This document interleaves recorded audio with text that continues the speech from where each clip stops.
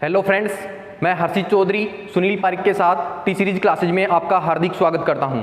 आज हम इस वीडियो में ट्रांसफार्मर का वर्गीकरण जानेंगे और ट्रांसफार्मर का वर्गीकरण जानने से पहले मैं एक सुविचार बताना चाहूँगा कि परिंदों को मंजिल मिलेगी यकीनन, परिंदों को मंजिल मिलेगी यकीनन, ये उनके फैले हुए पर बोलते हैं। परिंदों को मंजिल मिलेगी यकीनन, ये फैले हुए उनके पर बोलते हैं। अक्सर वो लोग खामोश रहते हैं जिनके हुनर जमाने में बोलते हैं। और इसी सुविचार के साथ मैं आज इस वीडियो में ट्रांसफार्मर का वर्गीकरण कराने जा रहा हूं। तो देखते हैं, देखिए ट्रांसफार्मर का वर्गीकरण। ट्रांसफार्मर का जो वर्गीकरण है वो उनकी वोल्टता के आधार पर, क्रोड के आधार पर, यानी कि उसकी जो संरचना है उसके अनुसार, और अपने को जो आउटपुट देता है वोल्टेज के आधार पर, स्टेप अप स्टेप डाउन उसके आधार पर, और किस किस प्रकार से बनाए जा सकते हैं इनके अनुसार ट्रांसफार्मर का वर्गीकरण किया गया है। तो सबसे पहले बात करते हैं, देखिए जो ट्रांसफार्मर का वर्गीकरण है वो कौन कौन से रूपों में किया गया है और फिर हम इनकी विवेचना करेंगे। तो सबसे पहले देखते हैं जो ट्रांसफार्मर है वो, देखिए सबसे पहला जो है आउटपुट वोल्टता के आधार पर, आउटपुट वोल्टता के आधार पर, देखिए आउटपुट वोल्टता। दूसरा देखिए यहाँ पर फेजेज की संख्या, आपकी जो तीसरा पॉइंट है वो है फेजेज की संख्या। यहाँ पर जो है आपका होता है सिंगल फेज मुख्य तौर पर, और होता है आपके थ्री फेज, यानी दो ही प्रकार से ट्रांसफार्मर उपयोग कर सकते हैं अपन, एक तो सिंगल फेज का और थ्री फेज का, और भी 6 फेजेस का भी कर सकते हैं। लेकिन मुख्य तौर पर जो अपनी सप्लाइयाँ उपयोग की जाती है वो होती है सिंगल फेज और थ्री फेज। इसीलिए जो आउटपुट संरचना के आधार पर है, फेज की संख्या के आधार पर है, वहां पर सिंगल फेज का और थ्री फेज का ही काम में लिया जाता है। अगर आउटपुट वोल्टता की बात करूं मैं, ठीक है, और आपके देखो आउटपुट वोल्टता है, आउटपुट वोल्टता में आपकी बात की जा सकती है 250 वोल्टेज, 450 वोल्टेज, 11 केवी, 33 केवी, 66 केवी, ठीक है। इसके अलावा 132 केवी, 220 केवी और 440 केवी या 750 केवी तक के भी ट्रांसफार्मर उपयोग किए जाते हैं। देखिए जो ट्रांसफार्मर है आउटपुट क्षमता के आधार पे अभी बात करेंगे अपन, केवीए जो है उनके आधार पर कि कौन कौन से ट्रांसफार्मर मुख्य तौर पे होते हैं। अगर बात करें देखो क्रोड की संरचना के आधार पर, क्रोड की संरचना के आधार पर अगर मैं बात करूं तो देखिए क्रोड जो होती है वो मुख्यतः 3 प्रकार से बनाई जाती है। मुख्य तौर पर 3 प्रकार से बनाई जाती है। अगर पहली बात करूं मैं आपके, तो पहली होती है आपके मुख्यतः जो सामान्य कोर टाइप ही बोलते हैं उसे अपन, और जो दूसरा होता है वो होता है सेल प्रकार का। जो कोर होती है दूसरी वो कौन सी है, सेल प्रकार की। और जो तीसरी प्रकार की जो आपकी कोर होती है वो कौन सी होती है, बैरी प्रकार की। इस प्रकार आपके मुख्यतः 3 प्रकार दिए गए हैं, लेकिन एक मुख्यतः प्रकार और पूछा जाता है जिसे अपन बोलते हैं स्पाइरल। स्पाइरल जो कोर होती है इसमें ओनली स्पाइरल कोर, यानी ये स्पाइरल के तौर पर यानी गोल रूप में की जाएगी, ठीक है। इसके बाद में देखिए फेजेस की संख्या जो मैंने आपको बता दी है, सिंगल फेज और थ्री फेज मुख्य तौर पे ट्रांसफार्मर उपयोग किए जाते हैं। शीतलन प्रणाली के आधार पर, देखिए शीतलन प्रणाली के आधार पे अपन पढ़ेंगे। देखिए शीतलन प्रणाली होती क्या है, शीतलन का मतलब होता है ठंडक, और उस ट्रांसफार्मर को ठंडा करने के लिए अपन 2 प्रकार से मुख्यतः प्रयोग कर सकते हैं। एक तो प्राकृतिक रूप से ठंडक प्रदान कर सकते हैं, या दूसरा जो है आपका वो कृत्रिम रूप से कर सकते हैं। अगर प्राकृतिक रूप में बात करूं मैं, देखो सबसे पहले बात की जाए, अगर देखिए शीतलन प्रणाली के आधार पर अगर मैं ट्रांसफार्मर का वर्गीकरण करना चाहूं तो तेल के आधार पे कर सकता हूं, वायु के आधार पे कर सकता हूं, ठीक है। यानी इसको जो ठंडा करना है उसके आधार पर इसके क्या किए जा सकते हैं, वर्गीकरण किए जा सकते हैं। आगे बात करें व्यापारिक आधार पर, यानी कि व्यापारिक का मतलब होता है कि जितना अपन ने इसको इनपुट दिया उसकी तुलना में ये अपने को आउटपुट कितना दे रहा है, उसकी तुलना के आधार पर भी यहाँ पर 2 प्रकार से वर्गीकृत किया गया है। व्यापारिक आधार पर अगर बात की जाए तो देखिए आपके डिस्ट्रीब्यूशन ट्रांसफार्मर और एक आ जाता है आपके पावर ट्रांसफार्मर। स्थापना स्थल के आधार पर, देखिए मुख्यतः जो स्थापना स्थल की बात की जाए तो 2 प्रकार से किए जाते हैं, एक तो इंडोर और एक किया जाता है आउटडोर। यानी कि इंडोर का मतलब होता है घर के अंदर, इंडोर मतलब घर के अंदर, और आउटडोर का मतलब क्या होता है, घर के बाहर। यानी घर के बाहर का मतलब देखो घर मैंने यहाँ पर शामिल किया है, अगर आप घर शामिल नहीं किया, यानी किसी भी 4 दीवारी से अगर बाहर स्थापित किया जा रहा है उसे आप आउटडोर कह सकते हो, और किसी 4 दीवारी में क्या कर रहे हो, कोई ट्रांसफार्मर स्थापित कर रहे हो, उसको कह सकते हो आप इंडोर ट्रांसफार्मर। इसके बाद में देखिए आउटपुट क्षमता के आधार पर, आउटपुट क्षमता के आधार पर देखिए इंस्ट्रूमेंट ट्रांसफार्मर हो जाते हैं आपके, ऑटो ट्रांसफार्मर हो जाते हैं आपके, ये इनके क्या किए गए हैं, प्रकार बांटे गए हैं। तो देखते हैं सबसे पहले अपना जो है वो आउटपुट वोल्टता के आधार पर कौन कौन से ट्रांसफार्मर है वो देखते हैं। देखिए जो ट्रांसफार्मर है उसका वर्गीकरण सबसे पहले अपन बात करें तो आउटपुट वोल्टता के आधार पे कर रहे थे। देखो आउटपुट वोल्टता के आधार पे अगर बात करूं मैं तो सबसे पहले जो परिणाम मित्र आता है अपना वो आता है उच्चायन। उच्चायन का मतलब होता है step up, step up transformer. देखिए स्टेप अप का मतलब होता है कि ये वोल्टेज में क्या करता है, अप करने का कार्य करता है, यानी वोल्टेज को बढ़ाने का कार्य करता है। अब सीधी सी बात है, अप कर रहा है तो इसकी प्राइमरी वाइंडिंग जो होती है उसके अंदर टर्न क्या होते हैं, कम होते हैं, और सेकेंडरी के अंदर टर्नों की संख्या क्या रखी जाती है, ज्यादा रखी जाती है। ये आउटपुट में जो अपने को वोल्टेज देता है, V का मान देता है, वो क्या देता है यहाँ पर, ज्यादा। देखो इस प्रकार का जो ट्रांसफार्मर है, इस प्रकार का जो ट्रांसफार्मर है वो कहां पर उपयोग में लाया जाता है, जहां पर अपने विद्युत उपकेंद्र होते हैं, विद्युत उपकेंद्र या उत्पादक केंद्र। देखिए वहां पर इसलिए उपयोग किया जाता है क्योंकि अपन सभी जानते हैं कि जो वोल्टेज है अगर उसको वृद्धि करेंगे ट्रांसफार्मर के द्वारा, ट्रांसफार्मर के द्वारा अगर वोल्टेज को क्या करनी है, वृद्धि करनी है, ट्रांसफार्मर के द्वारा अपन प्राइमरी से सेकेंडरी के अंदर अपने क्या कर दिया, वोल्टेज में वृद्धि, तो ये क्या करेगा, करंट में क्या कर देगा, कमी। क्योंकि हम सभी जानते हैं कि पावर जो होती है वो V और गुणा I के गुणनफल पर निर्भर करती है, यानी कि जब वोल्टेज का मान बढ़ जाता है तो यहाँ पर ये क्या करता है, करंट के मान में कमी कर देता है। क्यों कर देता है, क्योंकि ये पावर में कभी भी परिवर्तन नहीं करता। इसकी प्राइमरी और जो सेकेंडरी होती है दोनों की जो केवीए क्षमता होती है, यानी पावर जो होती है वो क्या होती है, समान होती है, उसमें परिवर्तन नहीं आता। इस वजह से ये वोल्टेज को क्या कर देगा, बढ़ा देगा। अब देखो विद्युत उपकेंद्रों पर ही इसका इस्तेमाल क्यों कर रहे हैं, क्योंकि इसके बाद में अपने को उत्पादक के बाद में अपने को क्या करना है, ट्रांसफर करना है। यानी कि मान लीजिए यहां पर आपने क्या किया है, ये उत्पादक केंद्र है आपका,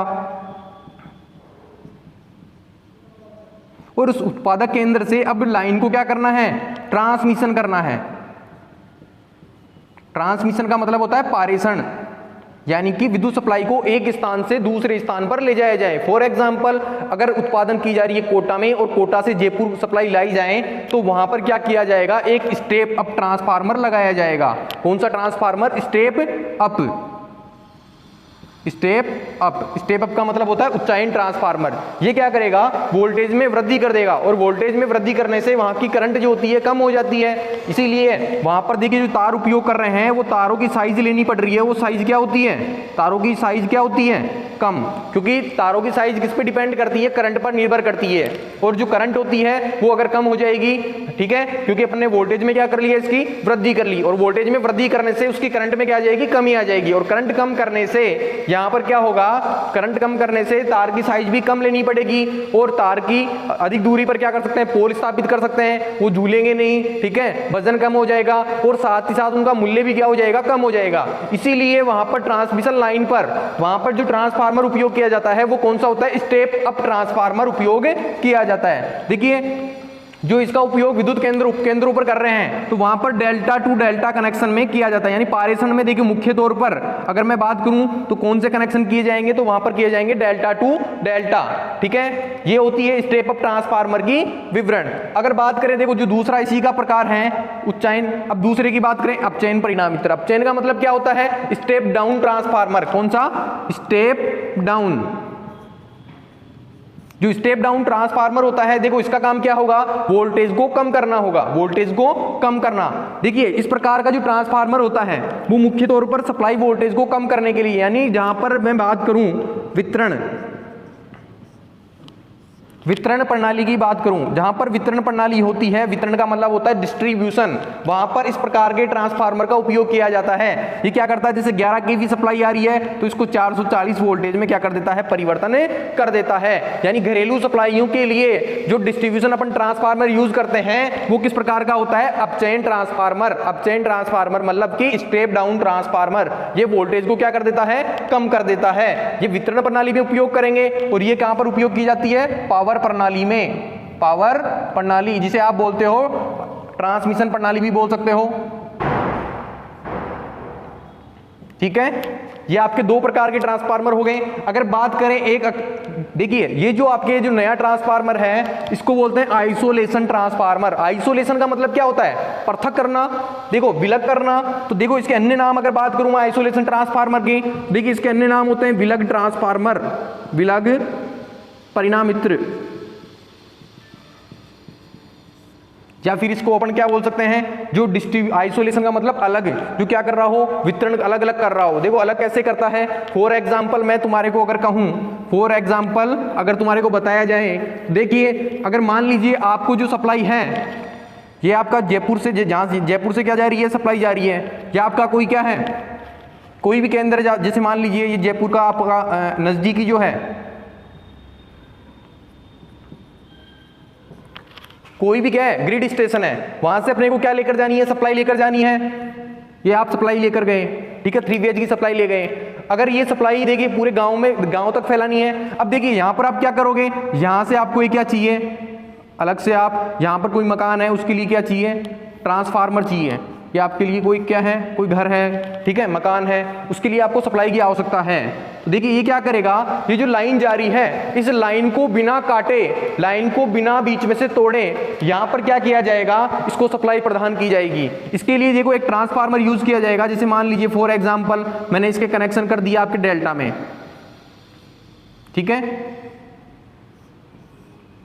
ये डेल्टा में कनेक्शन हो गए। अब देखिए इस ट्रांसफार्मर की एक विशेषता रखी जाती है। इस ट्रांसफार्मर की विशेषता यह होती है कि इसके अंदर प्राइमरी और सेकेंडरी के जो टर्न होते हैं, विशेषता, अगर विशेषता की बात करूं मैं कौन से की, आइसोलेशन ट्रांसफार्मर की, इसमें क्या होता है, प्राइमरी और सेकेंडरी के जो टर्न होते हैं, टर्नों की संख्या वो क्या रखी जाती है, समान रखी जाती है। देखिए यहां पर अगर प्राइमरी और सेकेंडरी के टर्नों की संख्या समान रखी जाएगी तो यहां पर क्या होगा, वोल्टेज में ना तो कमी होगी ना ही वृद्धि होगी, यानी कि अपन ने बिना वोल्टेज में परिवर्तन किए ही, अब देखिए मेरे को यहां पर सप्लाई की आवश्यकता है और यहां पर क्या कर रहे हैं, देखो 11 kV की लाइन जारी है, ठीक है, और यहां पर क्या करना है, अपने को एक ट्रांसफार्मर यूज कर लेना है। यहां ट्रांसफार्मर आपने यूज किया, मान लीजिए ट्रांसफार्मर यूज कर लिया है। अब यहां से क्या करना है, एक गांव इधर है तो यहां पर आप क्या करोगे, सप्लाई लेकर जाओगे, ठीक है, यहां से इधर ले जाइए, 2 गांव हो गए। अब यहां पर भी क्या करना है, अपने को किसी घर में देना है तो यहां पर पहले कौन सा ट्रांसफार्मर लगाना पड़ेगा, वितरण ट्रांसफार्मर लगाना पड़ेगा। यहां पर वितरण ट्रांसफार्मर, और वितरण ट्रांसफार्मर के द्वारा 440 वोल्टेज या 430 वोल्टेज में आप क्या कर लोगे, परिवर्तन कर लोगे। और वितरण जो ट्रांसफार्मर होते हैं, वितरण जो ट्रांसफार्मर होते हैं उनके कनेक्शन किसमें किए जाते हैं, डेल्टा टू स्टार, किसके अंदर किए जाते हैं, डेल्टा टू स्टार के अंदर किए जाते हैं। अब देखो ये जो ट्रांसफार्मर था जो क्या कर रहा है, लाइन को बिना तोड़े ही सप्लाई को क्या कर रहा है, वितरण कर रहा है, मतलब बांट रहा है। आइसोलेशन का मतलब क्या होता है, अलग करना, विलग करना। देखिए ये लाइन अलग चली गई 11 kV की, और ये जो लाइन आ रही है ये लाइन भी कितने kV की है, 11 kV की ही है। तो यहां पर ये जो है ये आइसोलेशन ट्रांसफार्मर का उपयोग किया जाता है, आइसोलेशन, ठीक है। ये हो गया आपके आउटपुट वोल्टता के आधार पर ट्रांसफार्मर। अब जो नेक्स्ट रहेगा अपना वो देखिए क्रोड की संरचना के आधार पर। देखो सबसे पहले बात करें तो क्रोड, देखो सबसे जो साधारण, देखो सबसे साधारण क्रोड प्रकार का होता है, फिर उसके बाद में आता है सेल प्रकार का परिणामित्र, और फिर उसके बाद में वेरी प्रकार का परिणामित्र, और एक आता है आपके स्पाइरल प्रकार का परिणामित्र। देखो मैं आपको बता देना चाहता हूं कि क्रोड का उपयोग ही क्यों किया जाता है। आप सभी को पता होना चाहिए कि जो प्राइमरी वाइंडिंग होती है और ये आपकी जो सेकेंडरी वाइंडिंग होती है, अगर मैं इसको किसी भी क्रोड पर स्थापित ना करूं तो यहाँ जो बीच में होगा, जो माध्यम होगा, मैं पहले भी बता चुका हूं पहले वाले वीडियो में, जो माध्यम होता है वो क्या होती है आपकी वायु, और वायु के अंदर जो फ्लक्स का लीकेज होता है, यानी कि जो जितना पैदा होगा इस प्राइमरी के अंदर जो फ्लक्स पैदा होगा वो किसको नहीं काट पाएगा, सेकेंडरी को नहीं काट पाएगा। मतलब कि जो माध्यम है, वायु है, उसमें कुछ फ्लक्स लीकेज हो जाएगा, इसकी वजह से जितना आपने इनपुट दिया पावर में उतनी आउटपुट की पावर नहीं रहेगी, यानी पावर का मान समान नहीं रह पाएगा, केवीए क्षमता समान नहीं रह पाएगी प्राइमरी की और सेकेंडरी की। इसीलिए वहां पर किसका उपयोग किया जाता है, कोर का उपयोग किया जाता है, कि वहां पर जो फ्लक्स है उसका लीकेज ना हो। देखो सबसे पहले मैं बात करता हूं तो सबसे जो सरल संरचना वाली जो कोर होती है उसको बोलते हैं अपन क्रोड प्रकार का परिणामित्र। देखो इसकी जो आकृति होती है वो किस प्रकार से होती है, एल प्रकार की। देखिए एल प्रकार की अगर आकृति वाला है तो उसको किस प्रकार से बनाया जाएगा, देखो आपकी एक कोर तो ये हो चुकी है, और जो एक कोर होगी वो इस प्रकार से होगी,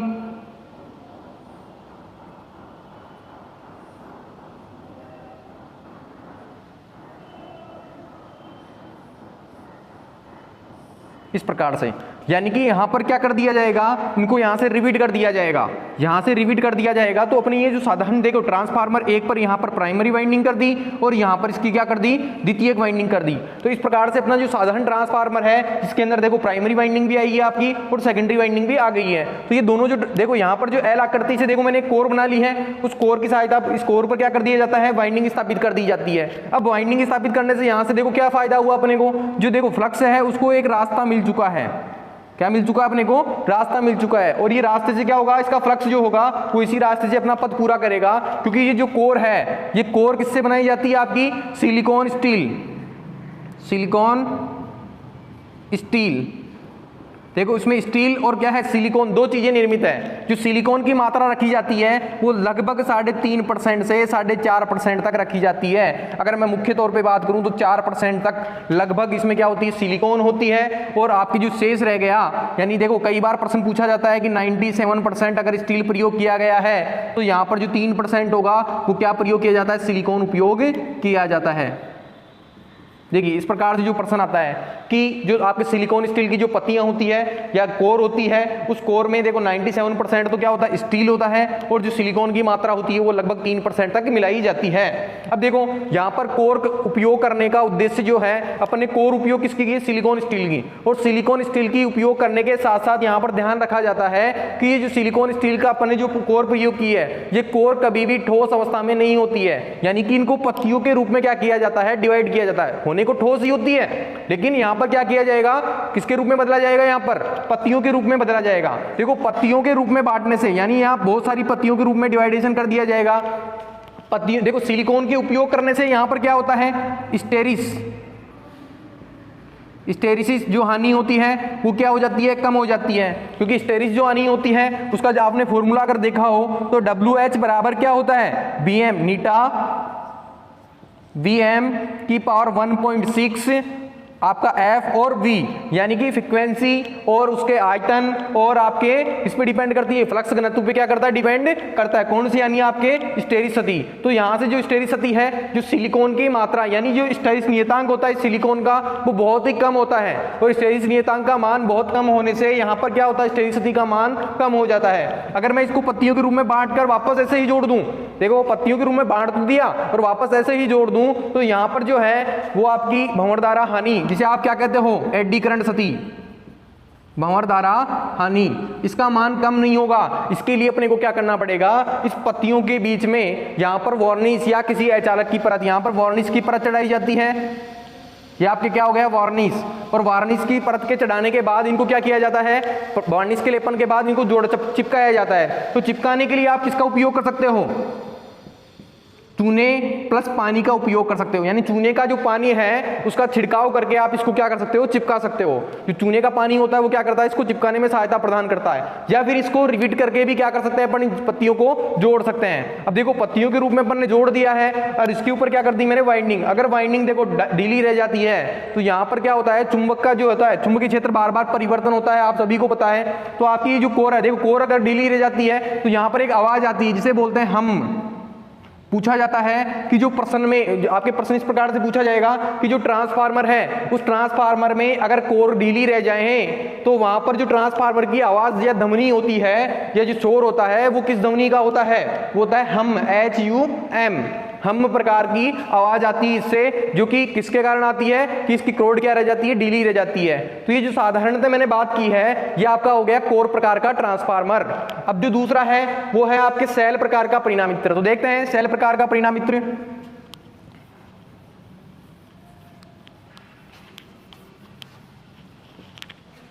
देखिए सेल प्रकार का परिणामित्र, देखो सेल प्रकार का जो परिणामित्र होता है इसकी विभिन्न प्रकार की आकृतियां बनाई जाती है। फॉर एग्जांपल इसने कहा है कि ई तथा आई, यानी कि ई और आई आकृति में क्या बनाया गया है। देखो मैंने एल प्रकार का बताया, इसी प्रकार यू और आई का भी बना सकते थे आप क्रोड का। देखो यू आकृति में कैसे, ये क्रोड हो गई आपकी यू आकृति की, एक हो गई आपके आई आकृति की। इसको यहां पर क्या कर दिया जाएगा, रिपीट की सहायता से जोड़ दिया जाएगा। तो यहां पर देखो, इसमें देखो आप सभी को दिख रहा होगा कि प्राइमरी के लिए अलग व्यवस्था की गई है लपेटने के लिए और सेकेंडरी को लपेटने के लिए अलग से व्यवस्था की गई है। यानी कि यहाँ प्राइमरी और सेकेंडरी जो है दोनों अलग अलग, इनको बोलते हैं लिम्ब। क्या बोलते हैं, लिम्ब। इन लिम्बों पर क्या की जाती है, आपकी जो वाइंडिंग है उनको क्या कर दिया जाता है, स्थापित कर दिया जाता है। अब जो अगला जो आता है आपके सेल प्रकार का, तो देखो सेल प्रकार के में ई तथा आई की बात कर लेते हैं। तो ई तथा आई की बात करें,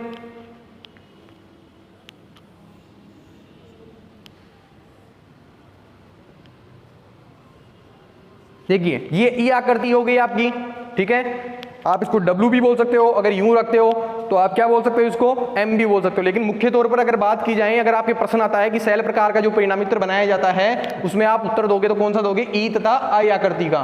देखो ई प्रकार की तो ये हो गई आपके, और आई आकृति की आपकी ये हो गई। इन दोनों को यहां पर क्या कर दिया जाएगा, रिपीट की सहायता से जोड़ दिया जाएगा। और यहां पर एक मुख्यतः बात ध्यान रखी जाती है कि इसका जो बीच वाली जो क्रोड होती है उसकी जो मोटाई होती है, ये साइड वाली जो लिंब होती है आपकी, ये साइड वाली जो लिंब है, इन लिंब से क्या करी जाती है, 2 गुना मोटी रखी जाती है। यानी इसकी जो त्रिज्या है, बीच वाले की जो त्रिज्या है वो साइड वाले की त्रिज्या से क्या होती है, जस्ट डबल।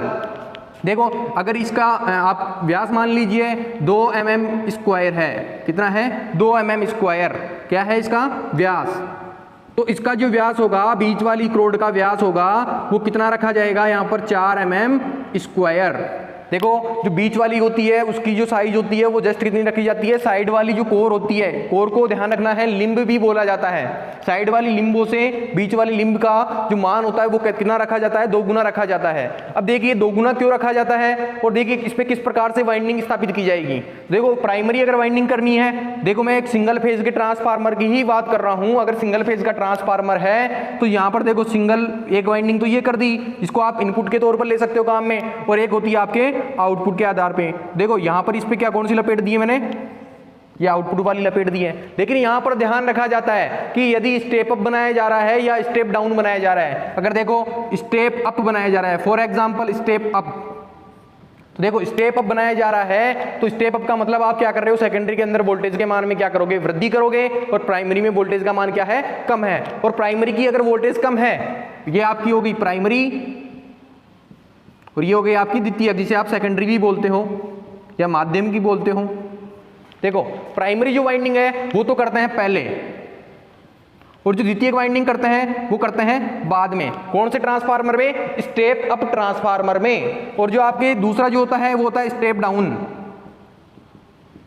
स्टेप जो डाउन ट्रांसफार्मर होता है उसके अंदर भी क्या होगी, एक प्राइमरी और एक होगी आपकी सेकेंडरी। जो प्राइमरी वाइंडिंग होती है वो प्राइमरी वाइंडिंग देखो स्टेप डाउन, यानी सेकेंडरी के अंदर आप वोल्टेज के मान में क्या कर रहे हो, कमी कर रहे हो। तो हमेशा ध्यान रखना है, अगर वोल्टेज जिसका मान कम रहता है उसको पहले किया जाता है, और जो आपके जिस भी वाइंडिंग में वोल्टेज का मान ज्यादा होता है उसको बाद में किया जाता है। जैसे प्राइमरी वाइंडिंग है तो प्राइमरी में क्या स्टेप डाउन है, तो यहाँ पर क्या होगा, वोल्टेज का मान प्राइमरी में ज्यादा रहेगा और सेकेंडरी में कम रहेगा, तो कम वाली पहले करनी है, तो ये तो करनी है आपको पहले और ये करनी है बाद में। इस प्रकार से क्या किया जाता है, इस पे क्या की जाती है, वाइंडिंग स्थापित की जाती है। इसके साथ साथ देखो जो सेल प्रकार का परिणामित्र है, इसके अंदर देखो रास्ते जो है वो रास्ते कितने मिल रहे हैं, सामान्यतः कोर प्रकार का था, इसमें रास्ता सिर्फ एक ही मिल रहा था, लेकिन यहां पर देखो रास्ते जो है वो कितने मिलेंगे, अपने को ज्यादा मिलेंगे। यानी कि यहां पर देखो प्राइमरी का जो फ्लक्स है एक इस रास्ते से भी अपना पथ पूरा कर सकता है और एक इस पथ से भी पूरा कर सकता है, यानी कि 2-2 पथ मिल रहे हैं। अगर प्रश्न पूछा जाए कि सेल प्रकार का जो परिणामित्र होता है उसके अंदर रास्ते कितने मिलते हैं, तो यहां पर कितने रास्ते मिलते हैं, चुंबकीय फ्लक्स के लिए 2 रास्ते मिलते हैं, और 2 रास्ते मिलने से चुंबकीय लीकेज का मान और भी क्या हो जाएगा, कम हो जाएगा। और यहां पर देखो इसी के ऊपर मैंने सेकेंडरी की है तो पूरा फ्लक्स इसको छेदित करेगा, इसके कारण यहां पर ईएमएफ ज्यादा जनरेट होगा। सामान्यतः जो वितरण ट्रांसफार्मर होते हैं अपने, वहां पर किस प्रकार का अपन कोर उपयोग करते हैं, इसी प्रकार की कोर का उपयोग करते हैं, सेल प्रकार की परिणामित्र का ही उपयोग करते हैं, जिसमें कोर जो है सेल प्रकार की ही उपयोग की जाती है। ज्यादातर जो जितने भी ट्रांसफार्मर है वहां पर आप सेल प्रकार के परिणामित्र में, यानी ये सेल प्रकार की जो कोर है उसी का आप क्या करोगे, उपयोग करोगे। तो ये होती है आपका सेल प्रकार का परिणामित्र। इसको आप एफ आकृति में भी बना सकते हो। देखो एफ आकृति में किस प्रकार से बनाओगे, देखिए एफ आकृति में बनाना हो इस प्रकार से आकृति आएगी, और जो दूसरी आकृति आएगी वो किस प्रकार से आएगी आपकी, वो देखिए यहां से देखो इस प्रकार से बनाते हो आप,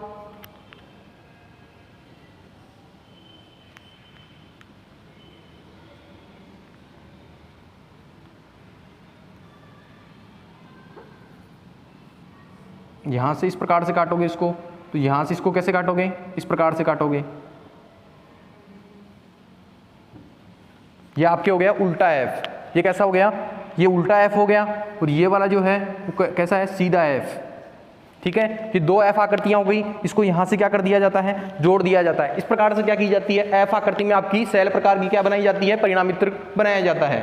अब जो नेक्स्ट है अपना वो कौन सा है, बैरी प्रकार का परिणामित्र। देखिए बैरी प्रकार का जो परिणामित्र होता है इसमें क्या होता है, चुंबकीय फ्लक्स के लिए क्या किया जाता है, चुंबकीय फ्लक्स के लिए बहुत सारे रास्ते प्रदान किए जाते हैं। देखो इसमें क्या होता है, एक बीच में मुख्य कोर होती है, उस कोर के चारों ओर जैसे इधर भी, यहां भी, इधर भी,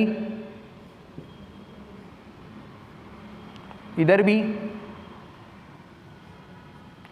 यानी कि एक क्या होगा, एक कोर होगी, ठीक है, इसके ऊपर क्या की जाएगी, वाइंडिंग लपेटी जाएगी और यहाँ पर बहुत सारे रास्ते स्टील की कोर क्या कर दी जाती है, स्टील की पत्तियां क्या कर दी जाती है, बहुत सारी पत्तियां चारों तरफ लगा दी जाती है। तो इसके लिए क्या होगा, जहाँ देखो इसमें क्या होगा, वाइंडिंग क्या करनी पड़ती है अपने को, वाइंडिंग करना बहुत ही कठिन होता है क्योंकि अंदर जो रास्ते होते हैं वो रास्ते क्या होते हैं, बहुत ही संकरी होती है, ये संकरी नलिका होती है अंदर, ठीक है। इसकी जो कटिंग होगी वो कैसी होगी, संकरी होगी, और कटिंग संकरी होगी तो देखो इसके ऊपर में जिसको वायर होगा उसको हाथ से ही डालना पड़ेगा। ये जो देखो इसमें बहुत सारे रास्ते मिल रहे हैं, यानी फ्लक्स के लीकेज का मान बहुत ही कम होगा और हानियां भी क्या होगी, बहुत कम। इसीलिए ये जो आपका जो बेरी प्रकार का जो परिणामित्र है, ये हाई वोल्टेज या हाई पावर वाले जो ट्रांसफार्मर है वहां पर ही उपयोग करते हैं और इसका जो उपयोग है बहुत ही कम किया जाता है। मुख्य तौर पर मैंने बता दिया आपको, जो सेल प्रकार का परिणामित्र है उसी का उपयोग किया जाता है। जो बेरी प्रकार का है उसका उपयोग क्या करेंगे, बहुत कम करेंगे। देखिए इस चित्र की आकृति मैं आपको स्क्रीन पे भी दिखा देता हूं, देखिए स्क्रीन के ऊपर, ओके।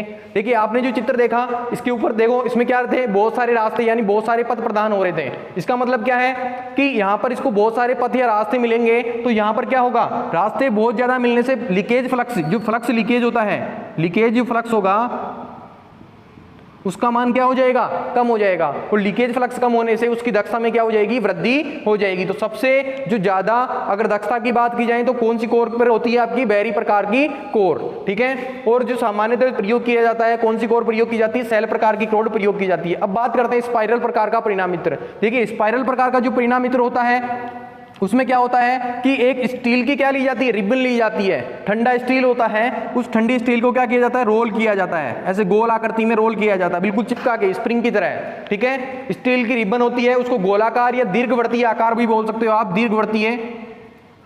दीर्घवृत्तीय आकृति में भी क्या कर सकते हो, बना सकते हो, ठीक है। इस रोल के ऊपर क्या किया जाएगा, इंसुलेशन, यानी कोई भी क्या होगा, इंसुलेशन वाली परत चढ़ाएंगे और फिर इसके बाद में इसके ऊपर एक वाइंडिंग की जाती है, जैसे प्राइमरी कर दी, और फिर उसके ऊपर इंसुलेशन चढ़ाएंगे और इंसुलेशन के बाद आपके द्वितीयक वाइंडिंग कर दी जाएगी। देखिए इसमें जो है स्पाइरल प्रकार की जो कोर होती है उसमें सिलिकॉन की जो मात्रा होती है, सिलिकॉन की जो मात्रा है वो बहुत ही अधिक रखी जाती है, और सिलिकॉन की मात्रा अधिक रखने से यहाँ पर जो होता है फ्लक्स घनत्व, देखो फ्लक्स जो सरण होता था वो सरण फ्लक्स, देखो चुंबकशीलता के मान में भी वृद्धि हो जाएगी, यहाँ पर चुंबकशीलता जो होती है उसके मान में वृद्धि हो जाएगी, और चुंबकशीलता के मान में वृद्धि होने से चुंबकीय फ्लक्स घनत्व के मान में भी यहाँ पर क्या हो जाती है, वृद्धि हो जाती है। साथ ही साथ यहाँ पर जो लॉसेज होते हैं उनके मान में यहाँ पर क्या हो जाती है, कमी हो जाती है, यानी लॉसेज क्या हो जाएंगे, यहाँ पर कम हो जाएंगे, लॉसेज कम हो रहे हैं, ठीक है। और इसका उपयोग मैंने बता दिया आपको, इसमें जो सिलिकॉन की मात्रा ज्यादा रखी जा रही है, उपयोग जो है यहाँ पर जो उपयोग है इसका बहुत ही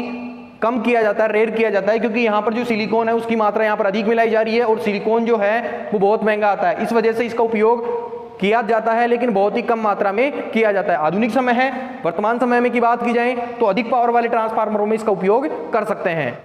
आज का हमारा ये वीडियो यहीं तक रहेगा और जो बचे हुए शेष वर्गीकरण है वो हम नेक्स्ट वीडियो में बात करेंगे। मैं आशा करता हूं कि हमारा ये वीडियो आपको पसंद आया होगा। अगर हमारा ये वीडियो आपको पसंद आया है तो लाइक कीजिए, शेयर कीजिए और हमारे इस चैनल को सब्सक्राइब करना ना भूलिए। Thank you guys.